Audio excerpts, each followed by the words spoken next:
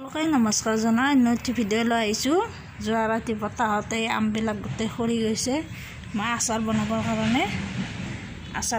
কাৰণে এনেকৈ কাটি লৈছোঁ। আম ডাঙৰ ডাঙৰ হ'ব ধৰিছে, সৰি গৈছে গোটেইবিলাক। আচাৰ বনাই দিম ধুনীয়াকৈ ধুই পখালি অলপ সময় পানীটো যাব দিম। আমখিনি মই 3 দিন এনেকৈ নিমখত বুৰাই ৰাখিছিলোঁ।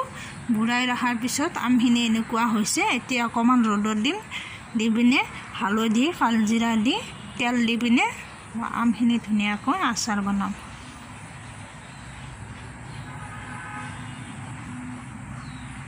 এদিন নিমখত থোৱাৰ পিছত আমখিনি এনেকৈ অকণমান তেল দি পিনে গৰম কেৰাহীত অকণমান লৰাইছোঁ।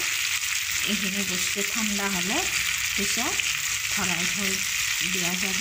এইখিনি আচাৰ বহু দিনলৈ থাকে, 2-3 বছৰ থাকি যাব এই আচাৰ। ইয়াতে মই আকৌ মছলা ব্যৱহাৰ কৰা নাই, একো মছলা দিয়া নাই,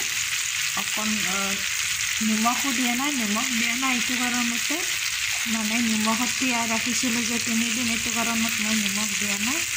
অকণ হালধি অকণমান তেল দি কিনে এনেকৈ লৰাই আছোঁ।